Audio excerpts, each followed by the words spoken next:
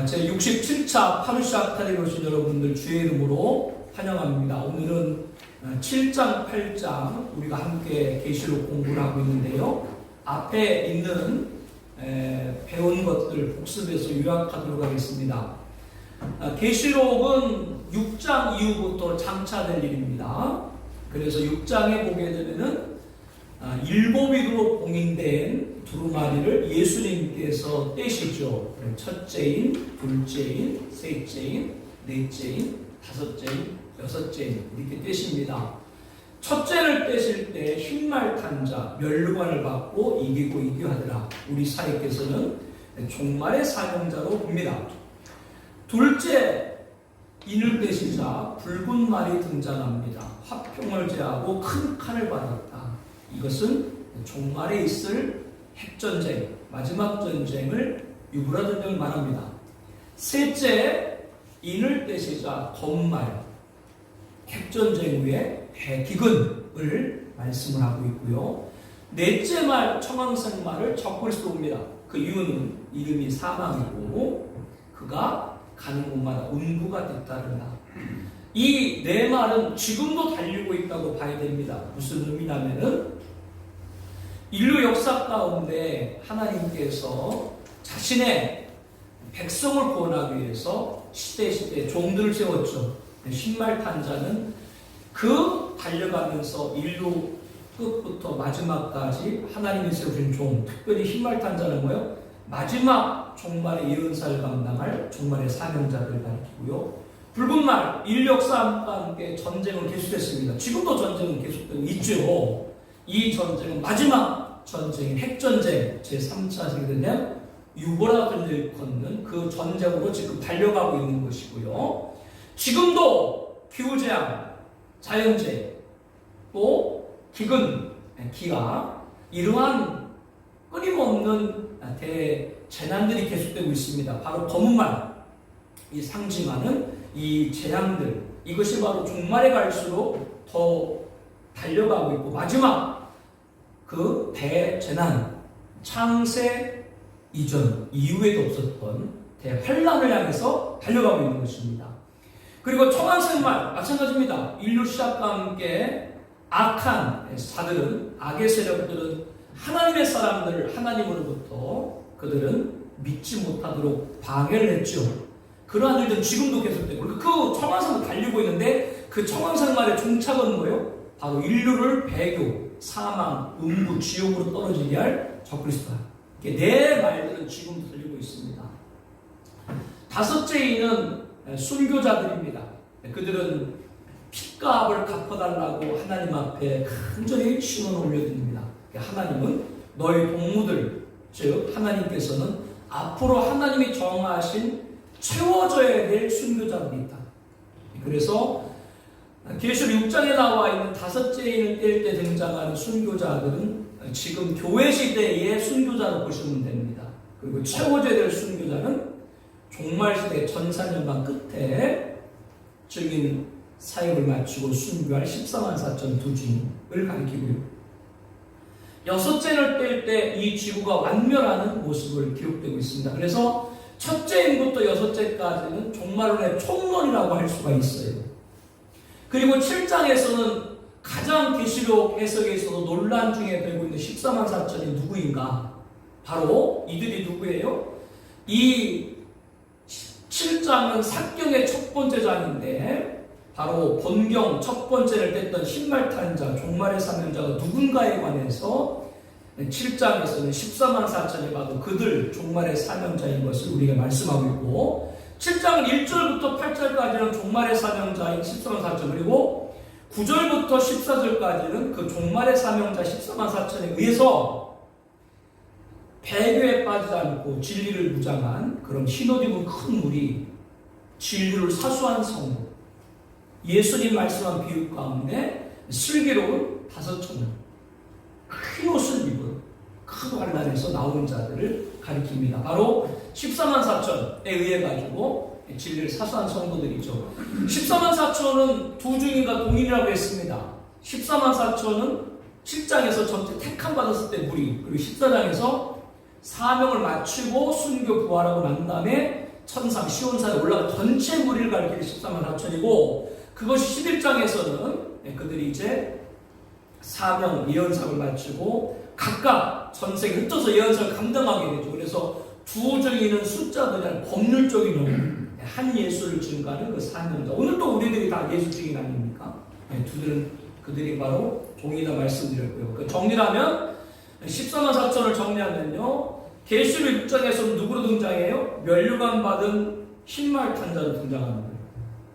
왜 그렇게 말씀드릴 수 있어요? 성경은 항상 하나님의 일, 뜻을 이루기 위해서 꼭 누구를 먼저 세운다? 하나님의 종을 먼저 세우는 거예요. 그러니까 계시록도 마찬가지인 거예요. 흰말 탄 자를 사명자로 부르는 구속사 입장에서 봤을 때 하나님의 종들을 먼저 세우시는 것이고, 그들이 누군가에 대한 설명을 삽경이 7장 14만 4천에서 해주는 것이고요. 이들이 이렇게 7장에 택함 받고 나서 11장에 작은 두루마리를 받아먹고, 즉 계시록 이 말씀을 받아먹고 많은 족속과 방언과 백성에다가 다시 연합이나 사명을 받고요. 11장에 두 증인으로 전 세계에 흩어져가지고 예언상을 마치고 순교 부활하고, 14장에 어디 서 있는 거예요? 시온산 부활, 순교 부활 승천에서 시온산에 서 있고요. 19장 예수님이 재림할 때 하늘 군대로 내려와서 자신들의 목숨을 해한 적그리스도의 추종자들을 심판하는 권세를 갖고, 그래서 이들은 전사년만 끝나고 부활했기 때문에 사람 가운데 첫 번째 부활자다. 다른 성도들은 언제 부활해요? 천년하고 끝나고 신부자 심판에서 모든 성도는 부활하기 때문에 이 14만 4천 두 줄기는 전사년만 끝나고 순교 부활하기 때문에 사람 가운데 첫 번째 부활자다. 그래서 계시록 14장에 보게 되면 사람 가운데 숙련함 받은 처음 그 열매, 부활의 첫 열매는 누구세요? 예수님. 사람 가운데 첫 열매 부활자들이다. 그래서 첫째 부활자고, 천년왕국에서는 왕이신 예수님의 명령을 받던 왕권자고 일반 백성을 다스리고, 또 신부자 심판에 하나님의 자정을 계시고 그 좌우에 그들이 보좌에 앉아서 악인들을 심판하는 권세를 그들이 갖습니다. 예수님 말씀한 그대로예요. 12 제자에게 12 보좌에 앉아서 12보호를 다스리라. 계시록 또 다른 말씀에 보게 되면은 하나님의 보좌 말고도 천상에는 다른 보좌들이 있습니다. 그래서 4장 말씀을 공부할 때도 거기에 24장로들이 어디 앉았어요? 24보좌에 앉았죠. 예, 하늘나라에 하나님 보좌가 계시고 다른 보좌가 있는데 그 보좌는 누가 앉는 것이다? 순교자들. 그들이 그래서 신보자 심판 때 그들이 바로 악인을 심판하는 권세를 갖는 것입니다. 이들에게 이렇게 큰 상급과 그런 자리를 주시는 것은 이들이 누구라고요? 순교자이기 때문에. 그래서 오늘 우리들이 그 순교자, 부단 14만 4천 아니라 우리가 복음서 예수님, 우리가 사도행전과 서신서에서의 사도들과 제가 다 순교자들이죠. 예. 특별히 히브리서 기자가 말씀하고 있는 11장 믿음의 장과 거기 열거된 많은 사람들 믿음의 거기 대부분 다 순교자 아닙니까? 우리로 하여금 마지막까지 딱 하나 정리하면은 예수는 배반하지 않는 겁니다. 끝까지. 지금 대구가 너무 심해요. 이렇게 삽경인 첫 번째 7장에서 종말의 사명자를 잘 설명해 주고 있고요. 그들에 의해서 진리를 사수한 교회 신호디브 큰 무리를 설명해 주고 있고요. 그들은 호사년만 짐승통치 때 해안받지 않고 예비처에서 구할 말씀이 7장 15절부터 10절까지 기록되어 있습니다. 7장이 굉장히 중요합니다. 이제 8장에는 6장에서 떼어졌던 여섯째 인을 이제 8장에서는 마지막 인인 일곱째 인이 떼어집니다. 그래서 8장은 본경입니다. 본경은 일곱인, 일곱나팔, 일곱 대접이 기록된 천년왕국, 신보자 심판, 새하늘과 새 땅, 여기까지가 본경이에요. 그래서 8장은 다시 이제 본경으로 돌아가서 일곱째를 뗍니다. 근데 8장 1절부터 5절까지 말씀 보게 되면은 일곱 천사가 일곱 나팔을 받았거든요. 그 나팔을 부를 때마다 재앙이 쏟아지거든요. 그러니까 일곱째 인을 띈과 함께 뭐가 불려지는 거예요? 일곱 나팔이 차례로 열려지는 거예요. 그래서 일곱 번째 인은 곧 뭐요? 일곱 나팔인 거예요. 아까 첫째 인부터 여섯째 인까지는 계시록의 총론이라고 그랬죠. 그 계시록의 총론을 다시 한번 재조명, 일곱 나팔 다시 한번 재조명해 주고 있다. 제2호 말을 잘 여러분이 새겨두셔야 재조명해 주고 있다. 그래서 마지막 시대 때 어떤 자가 등장하고 교회는 어떻게 준비해야 되는가 이걸 다시 한번 일곱 나팔 통해서 말씀해 주고 있는데요. 그 일곱 천사가 일곱 나팔, 일곱 재앙이거든요. 그거를 불기 전에 또 다른 천사, 일곱 천사 말고 또 다른 천사가 나오는데 그 천사 손에 금양로를 걸렸어요. 금양로는 여러분이 잘 아는 것처럼 구약의 성전에 있는 그러한 성물 가운데 하나죠. 밤낮 거기서 향연이 연기가 항상 거기서 나오도록 그렇게 했죠. 그런데 그 금양로를 보는데 그 향연이 올라감과 함께 거기 보니까 성도들의 기도가 거기에 함께 담겨져 올라가는 거예요. 이것을 어떻게 볼 수 있냐면 일곱 나팔이 쏟아지면 이제 마지막 재앙이 이 땅에 쏟아지는데 그러니까 마지막 재앙이 이 땅에 쏟아지기 전에 이 땅에 올렸던 모든 기도가 하나님 앞에 올라가는 거예요. 그래서 오늘날 우리들이 드렸던 기도가 지금도 응답될 뿐 아니라 마지막 심판이 이 세상에 쏟아지기 전에 모든 기도가 다 올려주고 난 다음에 심판이 쏟아지는 거예요.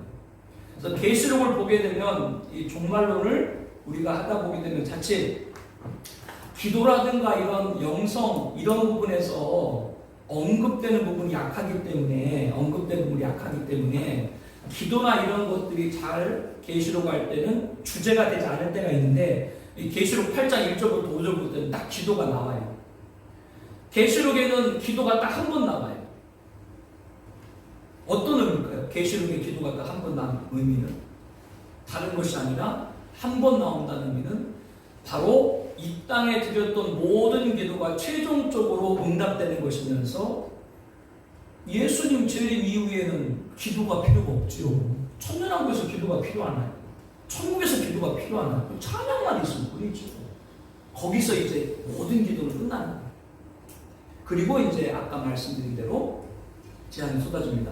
그래서 8장 1절부터 5절까지는 여러분에게 말씀드린 바로 이 계시록의 기도론이라고 할 수 있어요. 거기에 나와 있는 것은 뭐 제가 이 기도, 계시록의 이 말씀의 기도 이런 부분들을 다 정리한 거니까 여러분들이 보시고 더 여기서 좋은 기도로 함께 여러분들이 성도님과 나눴으면 좋겠습니다. 하나만 딱 볼게요. 4쪽에 기도의 영원성.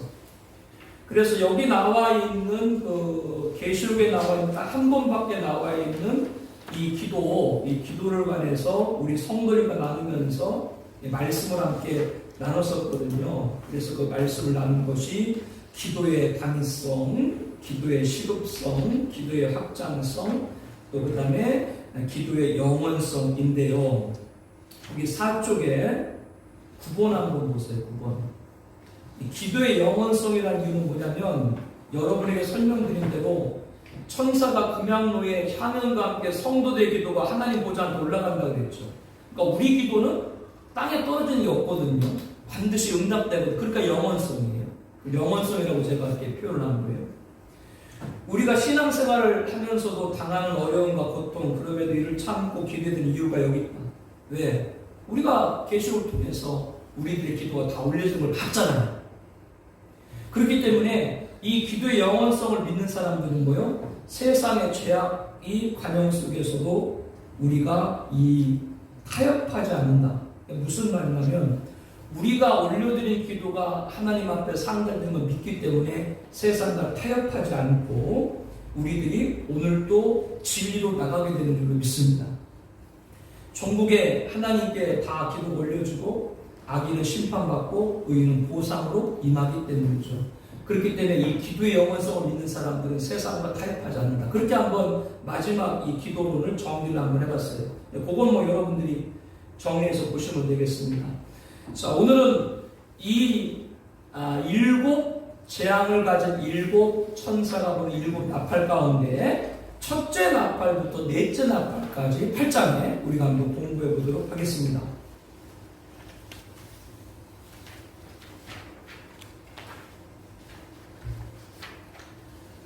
여러분들 그 5쪽에 한번 봐주세요. 교재 5쪽입니다. 첫째 나팔부터 넷째 나팔까지 있죠. 거기 5쪽입니다. 그죠?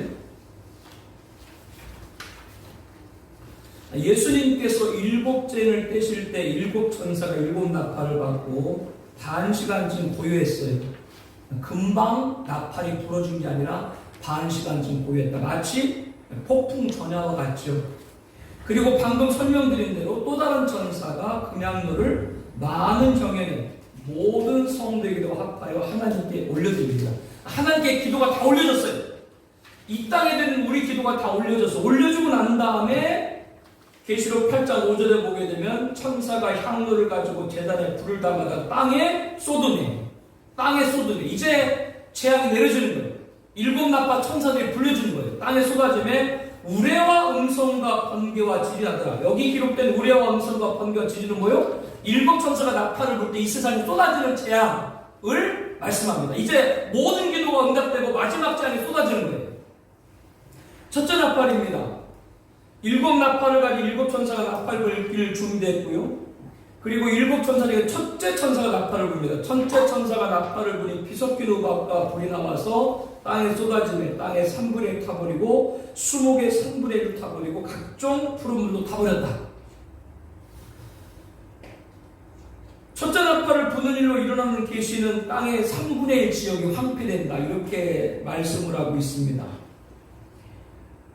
피섞인 우박과 불이 나서 땅에 쏟아졌다. 그 결과 땅의 3분의 1 타버리고 수목의 3분을 타버리고 각종 푸른 물도 타버렸다. 지상의 재앙이 몰아닥친 겁니다. 그러면 여기서 이제 하늘에서 땅에 쏟아진 피섞인 우박과 불은 무엇을 의미하는가? 이것을 우리가 함께 나누고자 합니다.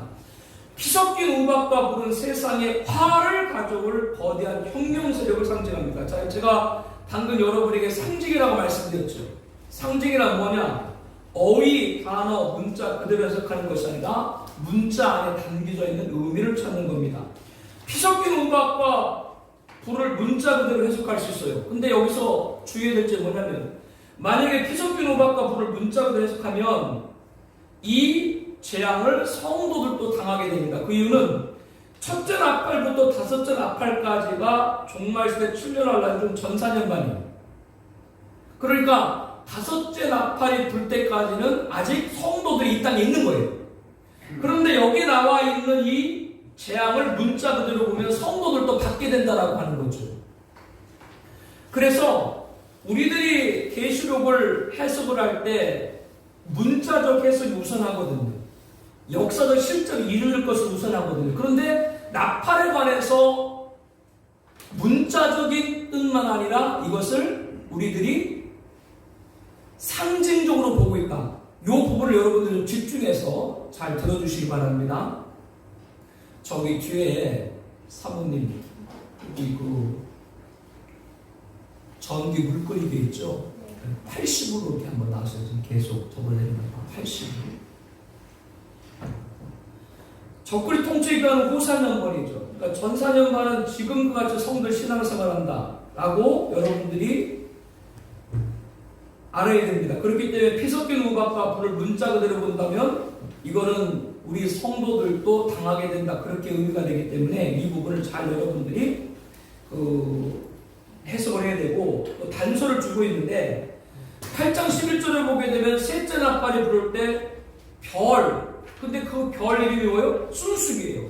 그 순숙이면 만약에 순숙을 그대로 문자의 뜻대로 해석하면 어떻게 되고 별이 떨어지는데 뭐 순숙이 떨어지나? 이것은 우리들에게 뭘 가르쳐주고 있어요? 이 나팔 계시를 문자적으로만 보지 말고 상징으로도 봐야 된다고 하는 걸 우리들에게 알려주고 있다. 팁을 주고 있다고 하는 거죠. 그렇게 여러분들이 보시면 되겠습니다. 피섞인 우박과 불을 세상에 화를 가져올 거대한 생명력으로 보는 것은 다른 것이 아니라 그 이유는 다른 것이 아니라 이 자의 등장과 함께 이 세상에 이런 재난이 쏟아지기 때문에 그렇습니다. 출애굽 때 보게 되면은 모세가 하나님의 권능으로 애굽에 재앙이 내릴 때 출애굽 9장 2절을 보게 되면 우박이 내림과 불덩이가 우박에 섞여 내림이 심히 맹렬했다.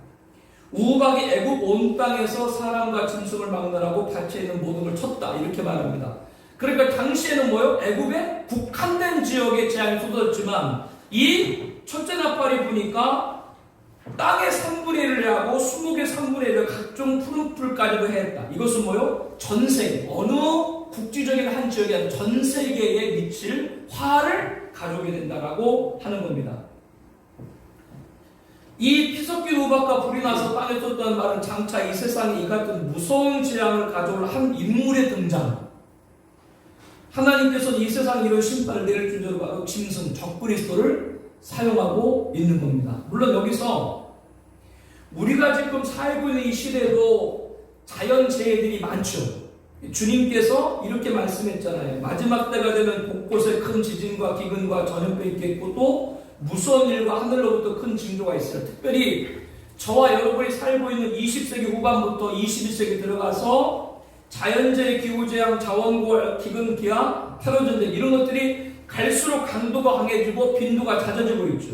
그렇기 때문에 지금도 마찬가지고 전사년까지도 피 섞인 우박과 불이 땅에 쏟아진 실제적 재앙 이런 자연재해가 있을 수 있어요. 없는 게 아니에요.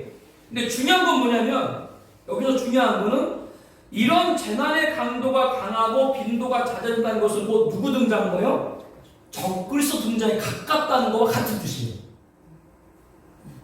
마지막 세대라는 것이죠. 그러므로 피 섞인 우박과 불은 뭐예요? 적그리스도가 가져오는 재앙, 즉 그자가 등장하면 더 이런 환란들이 크게 일어나게 되는 거죠. 그래서 이 부분들을 피 섞인 우박과 불을 문자와 상징 이것을 잘 여러분들이 해석해야 된다는 뜻입니다. 앞서 우리가 계시록 6장에서 넷째인 청원색 말탄자 적그리스도에 가서 공부할 때 이 적그리스도가 검과 흉년과 사망과 땅의 진둔으로서 죽이더라 이렇게 말하고 있죠. 검은 뭐요? 전쟁. 흉년은 뭐요? 대재난. 그리고 사망. 여기서 사망은 히브리어 원문을 보게 되면 전염병이라고 이렇게 나와 있거든요. 그래서 적그리스도의 등장과 함께 뭐요? 이 세상은 더 전쟁과 대재난과 전염병 같은 그런 일들이 더 이 세상은 창궐하게 된다라고 하는 겁니다. 그러니까 지금 그런 재앙들이 많아지는 건 누구 등장에 가깝다? 적그리스도에 가깝다는 것이고 그자의 등장 이후에는 더 그런 재난들이 크다. 여기서 뭘 여러분들이 놓지 말아야 되면 이런 재난들이 많은 것은 적그리스도가 등장할 시기가 임박했다는 거죠. 그런데 아이러니하게도 적그리스도는 이런 모든 위기에서 인류를 구할 자로 등장해요. 그게 참 아이러니인 거예요. 여기서 우리가 배교에 빠져 모르는 거예요. 제가 다시 한번 설명을 드릴게요. 이런 많은 재앙과 재난들은 누구의 등장에 가깝다? 세계 위기는 적그리스도 등장에 가깝다. 이 위기에서 구할 자라고 사람들은 본다. 그런데 실인즉 뭐요? 이런 위기를 가져오게 하는 게 누구요? 적그리스도인 거예요. 배교에 빠지면 이걸 분별 못하는 거예요. 이 부분을 여러분들 잘 영적으로 진단을 해야 됩니다. 7쪽에 보게 되면 맨 아래 섹션에 7년 환란의 주역은 바로 적그리스도입니다. 이자가 처음에는 세계인들은 지구를 위기에 구해낸 영웅으로 유대인들 자신의 목적을 이룰 메시아로 오인합니다. 적그리스도가 인류의 전쟁과 난제를 해결할 자로 출현하기 때문이죠. 그러므로 7년 동안 일어날 환란을 나팔로 계시하게 돼서 첫째 나팔을 불 때 적그리스도가 등장하는 모습을 다시 한번 우리에게 보여주고 있다고 하는 겁니다. 처음에 여러분들에게 7 나팔을 여러분들에게 말씀할 때 7째 7 나팔을 말씀드릴 때 7째 7 나팔은 뭐요? 첫째 일부터 6째 일을 재조명해주고 있다라고 설명하는 것이 바로 이 뜻입니다. 적그리스도가 세상에 등장하면서부터 세계 3분의 1의 초토화되는 재앙이 일어나기 시작합니다. 피 섞인 우박과 불이 나와서 땅에 쏟아지며 땅의 3분의 1 타버리고 여기서 표현은 6장에서 이런 붉은만 탄자의 큰 칼, 큰 전쟁, 핵전쟁과 핵전쟁 후 건물 탄자의 대기근과 재난을 말하죠. 앞으로 6째 나팔에서 다시 한번 우리가 배우게 될 겁니다. 핵전쟁은 제3차 세계대전 유보라 전쟁으로 인한 피해를 보여주고 있는 겁니다.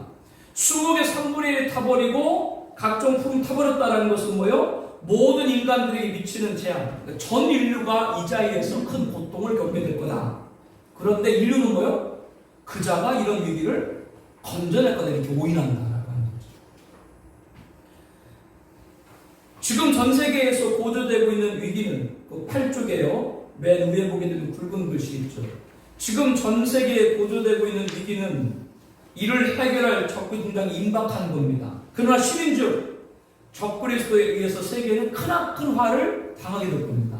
그러니까 여기서 영적으로 분별을 잃어버리면 적그리스도에 의해 가지고 인류는 크나큰 화를 당하는데 영적으로 이것을 분별을 못하면 그 적그리스도를 뭐요?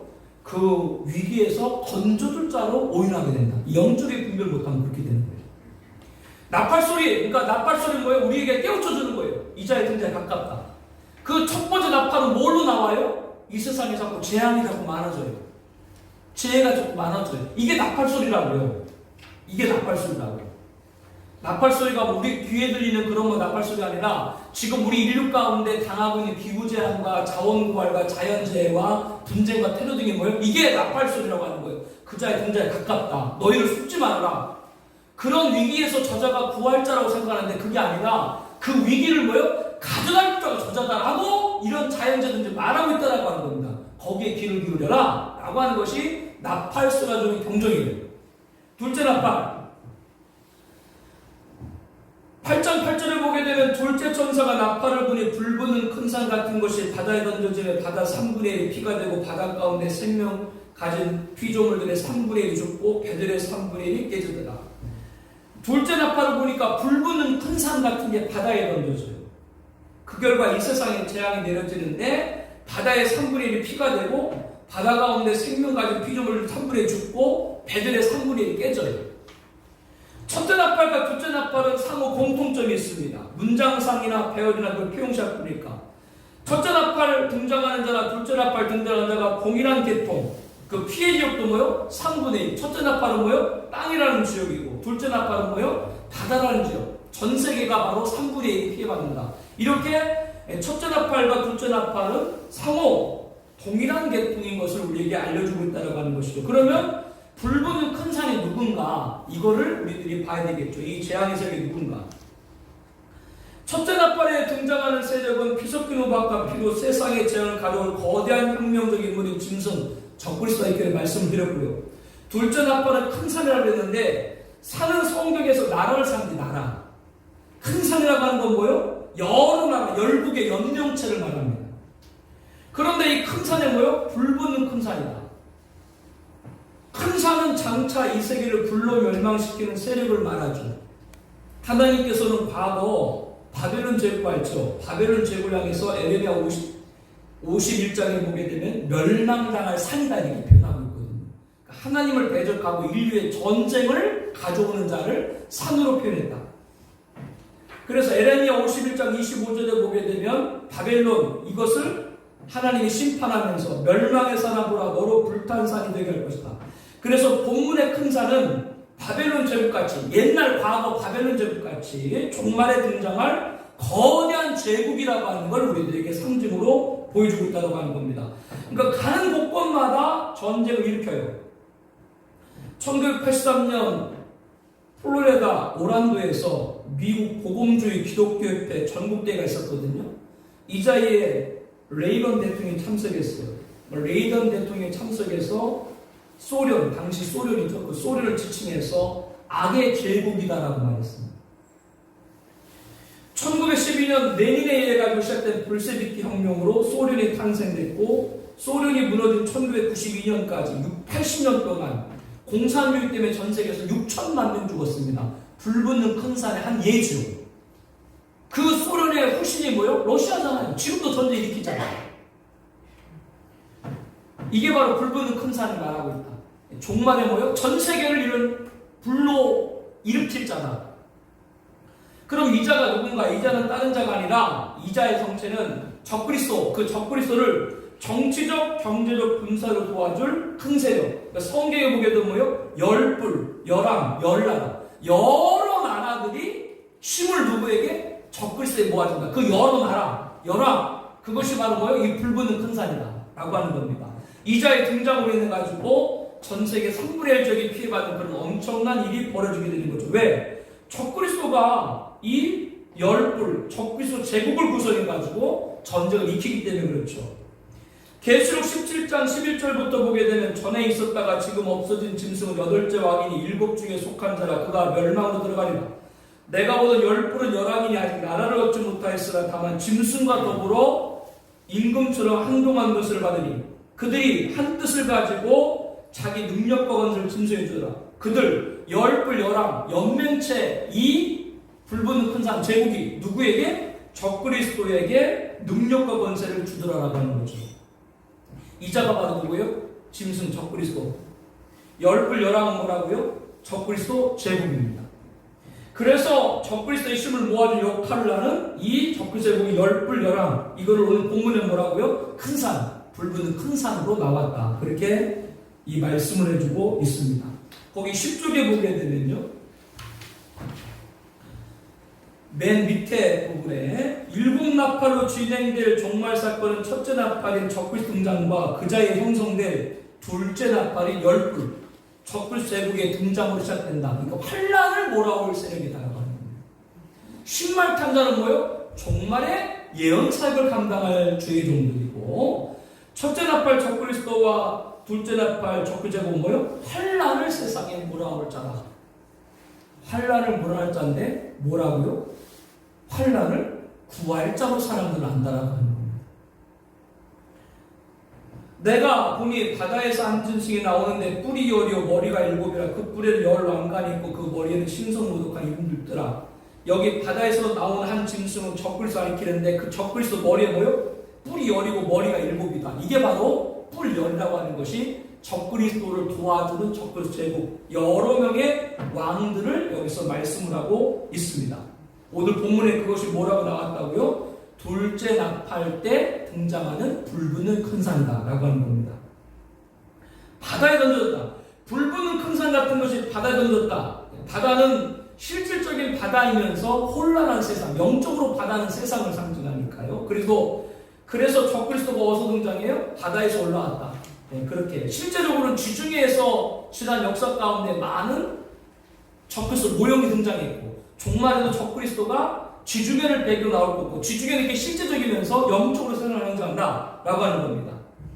바다의 3분의 1이 피가 되고 바다 가운데 생물 가진 피조물 3분의 1 죽고 배들의 3분의 1이 깨진다라고 말합니다. 바다 3분의 1이 피가 되었다. 이것은 온 세계의 살육과 살상으로 인한 피바다처럼 되는 것. 그것을 또한 상징적으로 의미하기도 하죠. 북한이 갖고 있는 기네스북 기록 가운데 가장 많은 사람들이 동용하는 마스크의 맛이죠. 해외 여러 귀빈이나 이런 사람들이 오면 그 극을 보여주잖아요. 그 이름이 뭔지 아시죠? 피바다. 피바다가 뭐 자기들이 피바다 얘기했다. 그러니까 공산주의 한 모습들이 이런 불붙는 큰 산의 모습을 보여주는 거예요. 온 세계가 살육과 살상, 그래서 피바다로 버려지는 것이죠. 바다 3분의 1.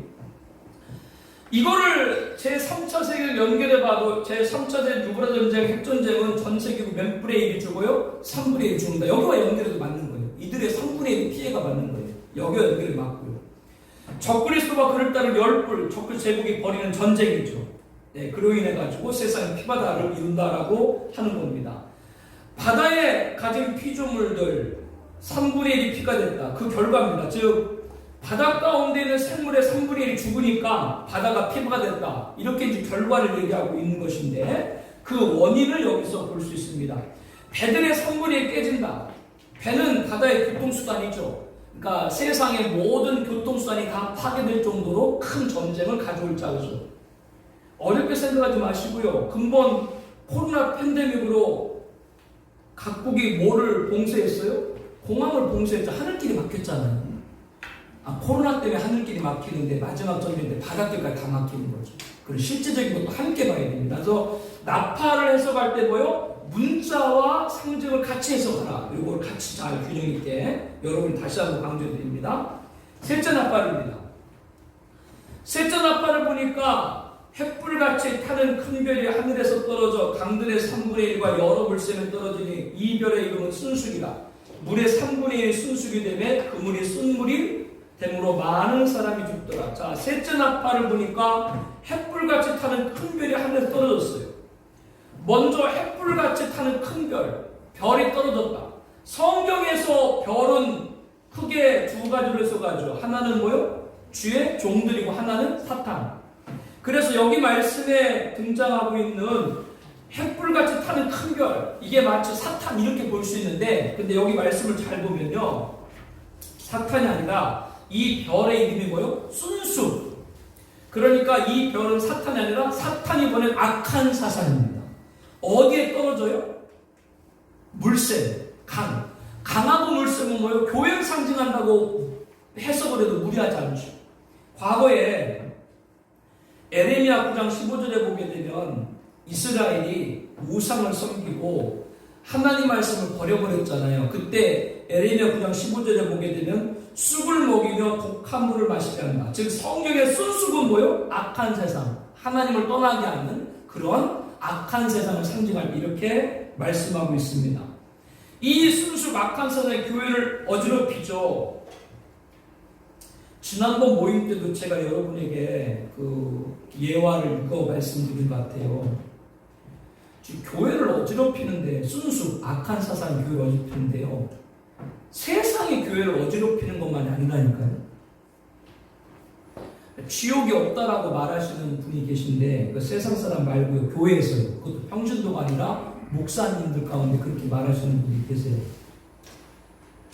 사랑의 하나님께서 어떻게 지옥을 만드시겠냐고, 그런 얘기인데, 인간의 논리적인 얘기죠.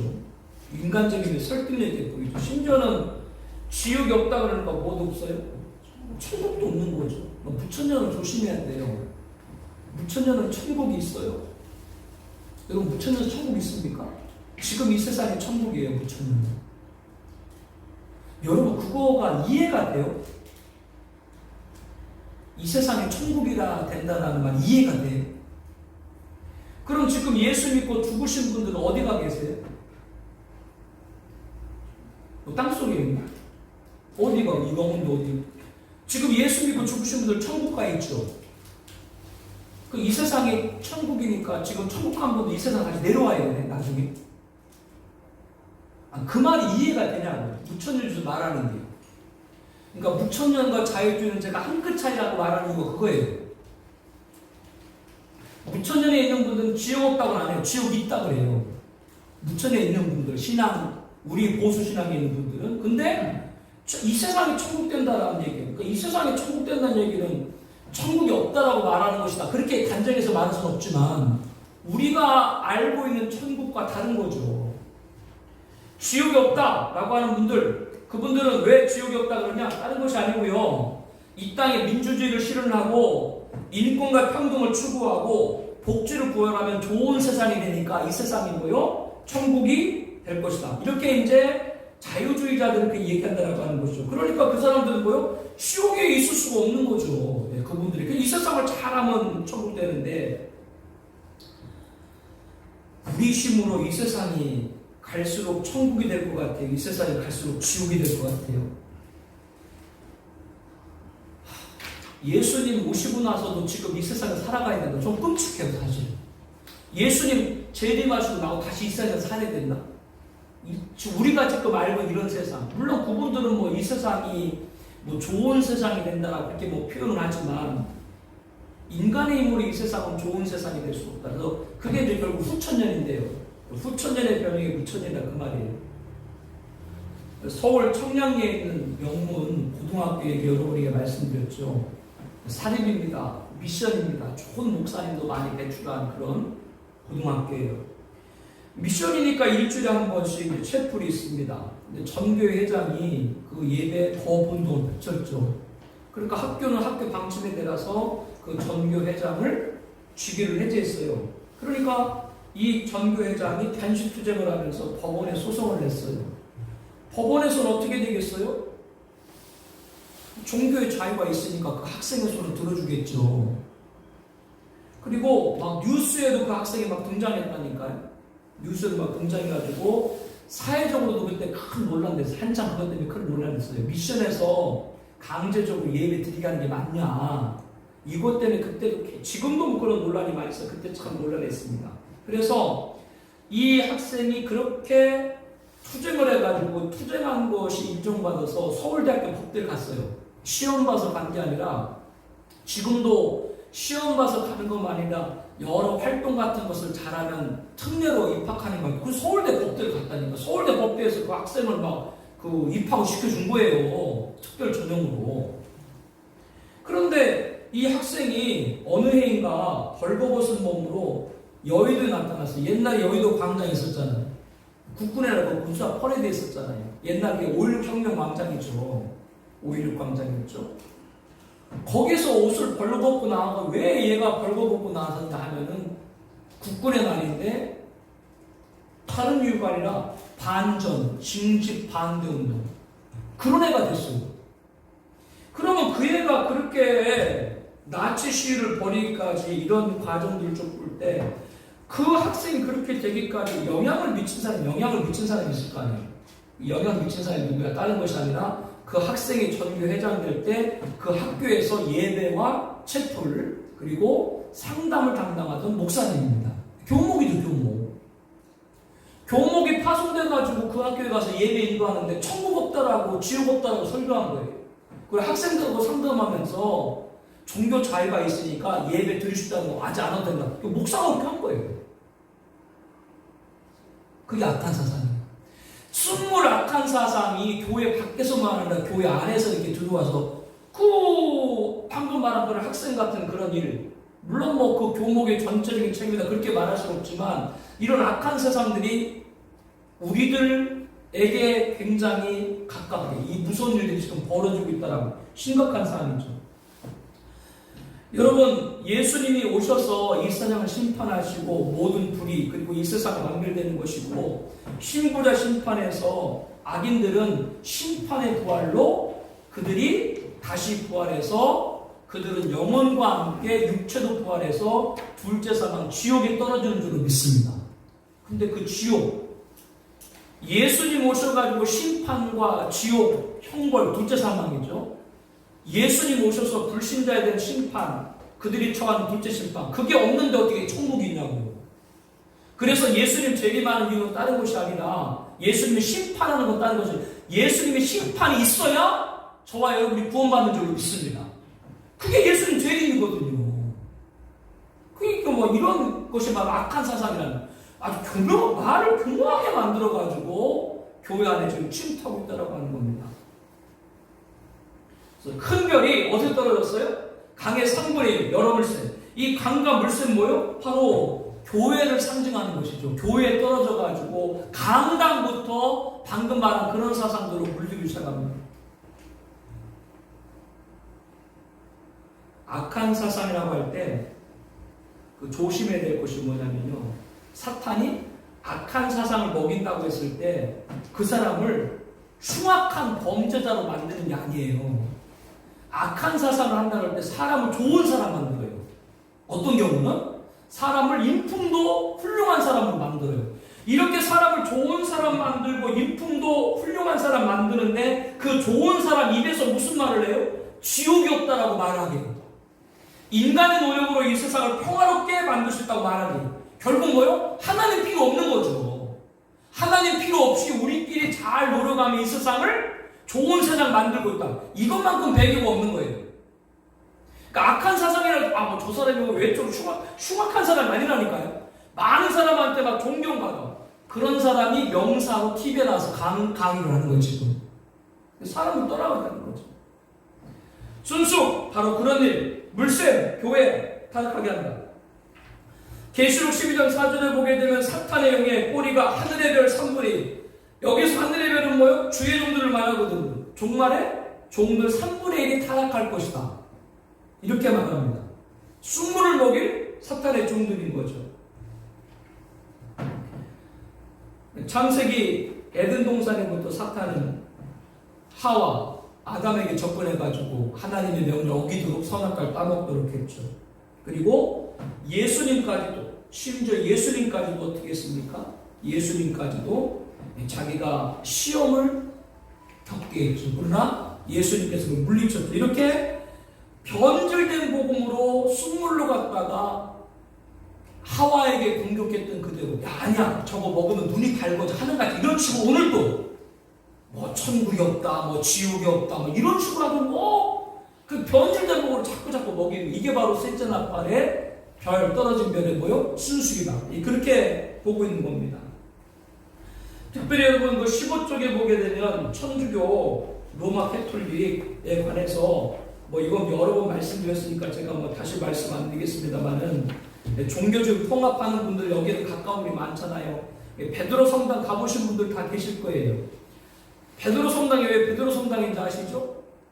베드로의 유해를 모신 거기 때문에 베드로 성당이에요. 근데 그게 베드로 유해인지도 모르겠어요. 1년에 한 번씩 그 베드로의 해골을 꺼내. 그 꺼내가지고 교황이 입맞춰.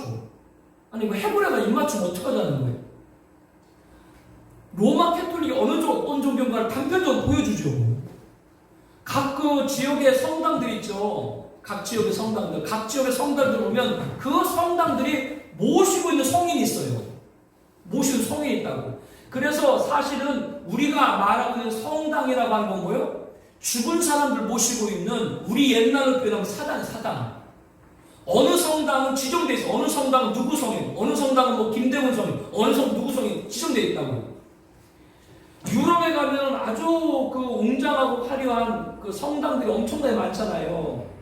그 성당에 보면 심지어는 뭐 그 성당을 건축하는데 많은 공을 세운 왕이나 또 그 왕비나 그런 귀족들의 무덤이 그 성당 밑에 있어요. 바티칸 시국 가보세요. 베드로 성당 밑에. 베드로 성당 밑에가 다 보여요. 교황은 무덤이죠.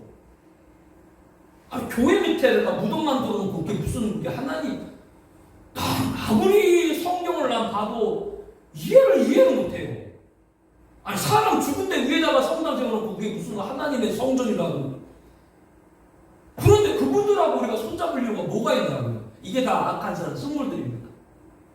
그런 일을 가지고 다 종교들이 타락시키는 것이죠. 이런데 우리나라 같은 경우는 세계교회협의, 뭐 지부는 아니지만 지부 같은 활동하고 있는 것이 교회협의 있죠. 근데 뭐 종교협의회죠. 왜? 다른 종교들도 다 구원을 인정하고 있으니까. 이렇게 바로 큰 별로 상대 숙물들이 지금 우리 주변에 많은 목사님들부터 여기에 지금 빠지도록 하고 있다라고 하는 겁니다. 그래서 음력이고, 계시록 13장 11절부터 보게 되면 땅에서 올라오는 짐승을 말하는데 어린 양이죠. 생긴 건 어린 양인데 말은 뭐처럼 해요? 용처럼 말을 해요. 그러니까 마귀 말을 하는 거죠. 방금 여기랑 연결되는 거예요. 예. 겉에는 성직자인데, 외형은 성직자인데 말하는 건 뭐, 이 숙물을 말하는 것이죠. 예, 그렇게 연결해서. 그래서 이 셋째 나팔을 따는 것이 아니라 음료, 그리고 그 음료에 의해 가지고 타락한 종교 지도를 가리킵니다. 넷째 나팔. 17쪽이요. 넷째 천사가 나팔을 부니 해 3분의 1과 딸 3분의 1과 별들 3분의 1 타격받아 그 3분의 1 어두워지고 나 3분의 1의 비침도 없고 밤도 그러다. 넷째 천사 나팔은 셋째 나팔과 연속 이어지는 계시로 볼 수 있습니다. 그 결과가 여러 부분에서 흡사한 부분들이 보여주고 있습니다. 먼저 해 3분의 1 타격받았다. 해. 하늘에 떠있는 해는 대부분 성경에 보게 되면 하나님의 교회를 상징하죠. 그래서 계시록 12장 1절에도 하나님의 교회를 뭐요? 해를 옷 입은 여자 이렇게 표현하고 있죠. 그런데 이 하나님의 해, 하나님의 은혜를 받아야 되는 이 교회가 하나님의 은혜를 떠나서 쑥물로 인해 가지고 3분의 1 타격받는다. 이 3분의 1이 자꾸 반복되는 걸 잘 봐야 돼요. 하나님의 종들도 3분의 1이 용이 꼬리로 끌어내렸다. 교회도 뭐요? 3분의 1. 그러니까 3분의 1이 이 마지막 때에 영향받는 게 3분의 1이 계속 반복이 돼요. 네. 그래서 우리의 교회들도 3분의 1 이렇게 해당되지 않나. 그 상징적인 의미겠습니다만은 문자적으로도 무시 못하는, 문자적으로도 아예 배격할 수 없는 그런 해석을 해야 되죠. 네. 아까도 그 순물이 강들에 뭐요? 3분의 1에 떨어진다고 했잖아요. 그것과도 같죠. 달과 별들의 3분의 1 타격받는다. 다른 교회를 말하고 교회 성도들 말하죠. 별들의 하나님의 종들이죠. 타락한 종들도 3분의 1이고 그로 인해 가지고 순물을 먹은 그런 성도도 3분의 1이고 이렇게 교회는 뭐예요? 점점점 세속화되고 진리에서 떠나가고 되고 되게 된다. 그래서 일반화되어 가겠다. 자, 여기서 18쪽에 보게 되면 중간에 일반화되고 있다. 이거 여러분들 꼭 명심하세요. 배교가 일반화가 되고 있다. 무슨 말이냐면 이제 특별히 좀 더 배웠다고 지식인들이 있죠. 지식인들은 대부분 다 종교다원주입니다. 그리고 그 지식인들이 많은 사람들에게 영향을 끼쳐서 일반인도 뭐요? 다 종교다원주를 받아들이게 됩니다. 이게 일반화. 이게 참 무섭습니다. 절대적 하나님을 부인하죠. 절대적 하나님을 부인하니까 절대 진리 성경도 믿지를 않죠. 그러니까 다른 종교도 보니까 다른 종교를 존중해야 된다. 이렇게 TV에 나와가지고 명사들이 강요하고 있습니다. 즉 지성인, 특별히 마지막 때 조심해야 될 거 뭐냐면 사회적으로 칭송받는 지성인들이 사람들을 하나님 앞으로 떠나가게 하고 있다. 이 일을 하고 있어요. 지성인. 그래서 이제 일반화가 되고 있는 거예요. 일반화가 되고 있다는 얘기는 뭐냐면 사회 대사라는 얘기인데, 그렇기 때문에 예수만이 구원자라고 하는 얘기들은 뭐예요? 설 자리가 없어져. 이제 그 얘기하는 사람은 그 사회에 끼질 못해. 왜? 모든 종교가 구원이 있다라고 얘기해야 일반화가 돼야 그 사람들과 어울릴 수 있기 때문에 그래요. 낮에 산부에는 비춤이 없고 밤도 그러하다. 낮은 교회를 말하고 밤은 세상을 말하는데 낮엔 교회가 어두워지니까 세상은 두말할 것도 없죠. 그래서 넷째 나팔은 바로 영적 암흑. 마지막 때 뭐 이 온 세상의 배교로 인해서 영적으로 암흑되는 그런 상황을 설명해주고 있습니다. 첫째 나팔을 불 때 누가 등장해요? 적그리스도가 등장하고, 둘째 나팔 때 누구? 적그리스도를 도와줄 큰 산 옆구리 적그리스도 제국이 등장하고, 셋째 나팔 때 누구요? 교회 지도자들이 쓴물, 사탄의 악한 세상으로 인해가지고 음녀가 등장하고 거짓 선자 교회 지도자가 타락하고, 넷째 나팔 때 뭐요? 많은 교회가 배교해서 전 세계가 영적으로 암흑이 된다라고 하는 겁니다. 이것이 바로 첫째 나팔부터 넷째 나팔입니다. 20쪽에 있죠. 20쪽 결론. 자, 요약을 한번 할게요.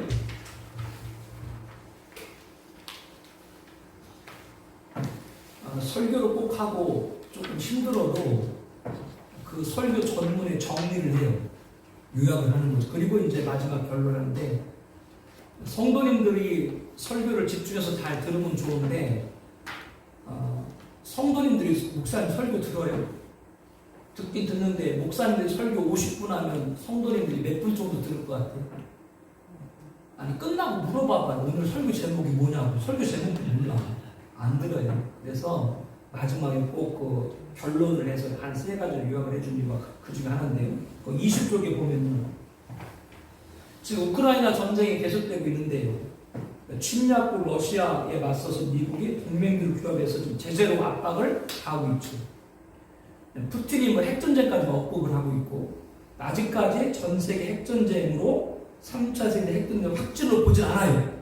아직 때가 안 됐기 때문에 그래요. 그러나 전 세계의 전쟁의 위기와 자연재해와 기후재앙과 자원 고갈과 기근과 기아와 테러 분쟁, 이런 위기가 고조되는 건 누구의 등장이에요? 적그리스도에 가깝다. 근데 실상은 그자가 뭐예요? 그런 화를 가져올 째인데, 그러니까 여기서 배후에 빠지면 모르는 거예요. 그것이 바로 경종이 뭐라고요? 첫째 나팔. 첫째 나팔은 우리가 들리는 무슨 나팔 소리가 아니라 전 세계로 위기가 있잖아요. 그 위기가 지금 나팔로 들리고 있는 거예요. 그자가 지금 가까이 온다. 이게 지금 들리는 거예요. 근데 계시록을 안 하면 모르는 거죠. 왜? 그런 위기가 나팔 소리인 줄 못 깨닫는 거예요. 그게 지금 이 첫째 나팔의 핵심이에요. 교회에 밀어닥치고 있는 배교의 쓰나미는 종교적으로 적그리스도의 길을 예비하고 있는 겁니다.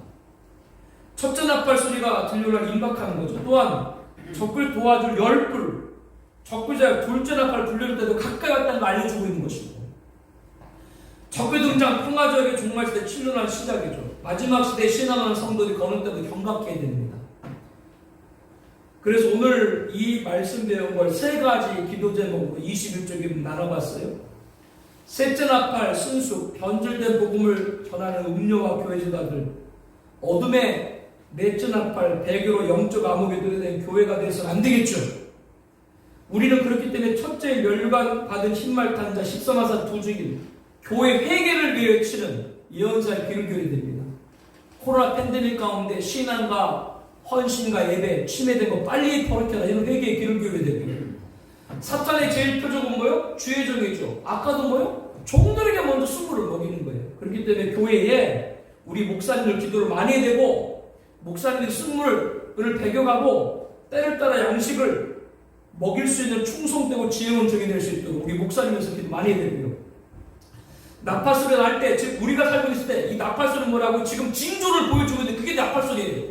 이런 징조들이 지금 어느 때인가를 가르쳐주고 있는 거예요. 교황이 교회를 방문하는 것도 나팔소리입니다. 스님하고 사제하고 손잡는 목소리, 그게 지금 나팔소리라고요. 저 들리고 있는 거라고요. 그게 바로 셋째나팔, 넷째나팔 불리는 거라고요. 근데 개수를 안 하면 그게 몰라요. 그게 나팔소리 몰라요. 나팔소리가 무슨 뭐 천사장이 나팔 부르고, 그런, 물론 예수님 재림할 때 그 나팔소리 날지도 모르겠죠. 여기 나와 있는 나팔소리는 그런 나팔소리가 아니라 지금 그런 모든 위기와 배교와 이런 것들이 나팔소리라고 하는 거예요. 그렇기 때문에 이거를 경종하고 첫째 나팔도 넷째나팔 대변해야 되는 것이죠. 자, 이제 마지막 재앙인 일곱 천사가 받은 일곱 나팔, 그 나팔을 불 때마다 재앙이 쏟아지는데 첫째 나팔부터 넷째 나팔까지 우리가 배운 거예요. 여기까지 해서 질문 있으면 한번 해주세요. 질문.